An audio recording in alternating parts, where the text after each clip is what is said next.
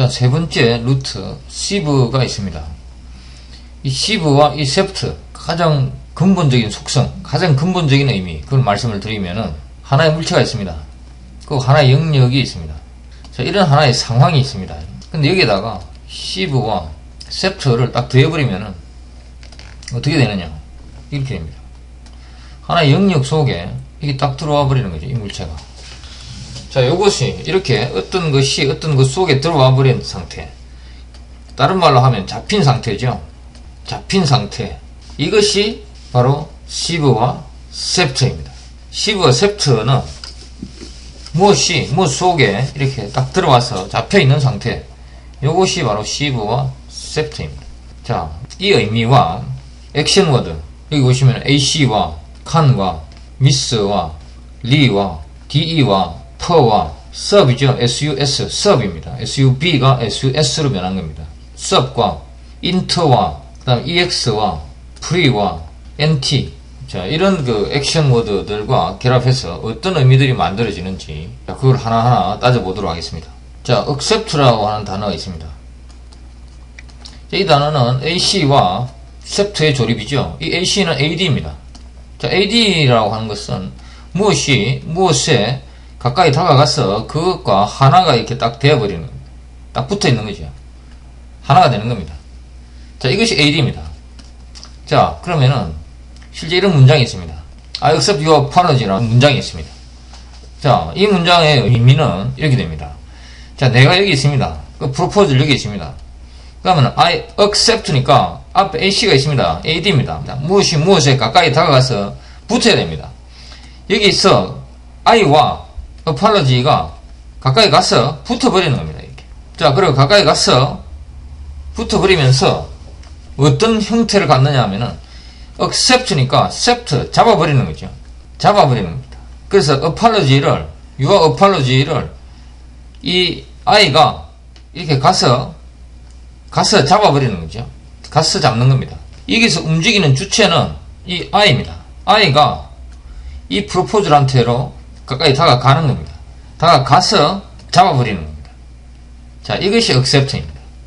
자, 내가 나의 의지로 가서 스스로 다가가서 잡아버리는 것, 그래서 이렇게 하나가 되는 것, 이것이 accept입니다. 이 AC의 그 의미가, 이 내가 다가간다고 하는 이 의미가 이 AC에 들어있습니다. I accept your apology.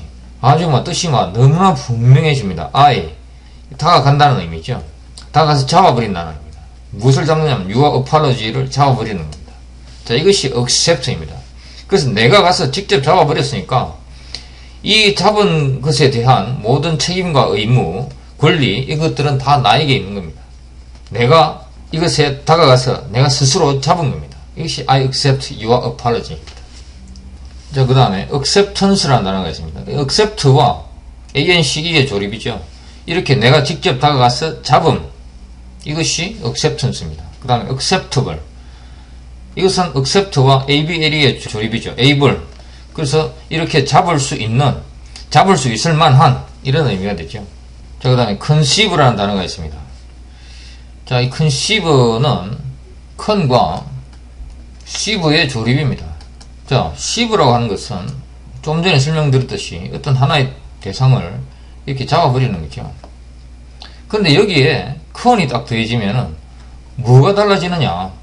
지금 여기서는 ceive가 나와 있는 거죠. ceive가 있는데 여기다가 con이 딱 추가가 되면은 어떤 의미가 되느냐?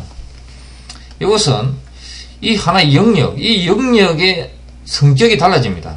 자, con은 하나의 완벽한, 그 무엇도 뚫고 나갈 수 없는 완벽한 하나의 경계가 강제로 이렇게 생기고, 이 영역 내에 이 ceive를 이렇게 무엇을 잡아버리는 이 행위가 완벽하게 실행을 시켜버리는 이런 액션 워드였습니다. 하나의 완벽한 경계가 생기고, 강제로 형성된 경계가 생기고, 이 영역 내에서 이 ceive를 완벽하게 실행하는 거죠. 완벽하게 잡아버리는 겁니다. 이것이 conceive입니다. 자, 이 단어의 최초의 의미는 정자가 여성의 자궁 속으로 들어간 상태, 그래서 그 속에 이렇게 머물러 있는 상태, 그래서 임신이 되는 상태, 이것이 바로 conceive였습니다. 그래서 여기서 아기가 생기는 거죠. 완벽한 모습을 갖춘 이런 아기가 딱 생깁니다. 정자가 여성의 몸속에 들어가서 난자와 결합하고 그리고 척상을 해서 사람이 이렇게 형태를 갖추고 자라나는 이 모습이나 어떤 하나의 그 인간의 마음속에 하나의 생각이 들어와서 그 생각이 구체적인 형태를 갖추고 최종적으로 완벽하게 작동하는 하나의 개념, 하나의 시스템, 이런 그 어떤 완벽한 모습을 갖춘 이런 형태로 이렇게 자리 잡는 이것이 굉장히 유사한 거지요. 자, 그래서 원래 이 컨시브가 이것을 의미하는 단어였는데 어떤 생각이 마음속에 들어와서 이렇게 점점 자라서 완벽한 형태를 갖춘 이런 상황, 이것을 표현하는데도 이 컨시브라고 하는 이 단어를 사용하게 된 겁니다. 자, 그래서 이 컨시브의 결과로서 생긴 것이 그 컨시브의 결과로서 생긴 어떤 그것을 표현하는 단어가 바로 이 컨셉트죠. 자, 이것도 컨과 셉트의 조립으로서 이렇게 만들어진 단어입니다. 자, 그래서 컨셉트라고 하면 요것이 바로 컨셉이겠죠. 우리가 말하는 컨셉이 바로 이겁니다. 자, 그 다음에 컨셉션이라고 하면은 컨시브하는 이 행위가 바로 컨셉션이라는 이 의미로 표현이 되고, 그 다음에 컨시브하는 이 행위의 그 결과물, 자, 컨시브하는 이 행위, 그리고 그 컨시브한 결과물, 그것이 바로 컨셉션입니다. 자, 그렇다면 이 컨셉트와 컨셉션의 차이는 무엇이냐? 이것은 왜 이렇게 두 개 또 동일한 결과물인데, 컨시브의 결과물이고 컨셉션도 컨시브의 결과물이고 컨셉트도 컨시브의 결과물인데 왜 이렇게 두 개의 단어가 필요하냐? 자, 이 컨셉션이라고 하는 이 단어는 어떤 한 개인의 컨셉션의 결과입니다. 개인이 컨시브한 결과물입니다. 자, 이 개인이 컨시브한 그 결과물, 그것이 이 개인과 같이 붙어 있을 때, 이때는 이 컨셉션이 됩니다. 이 개인의 소유물로서의 컨셉션. 자, his conception of freedom is very interesting.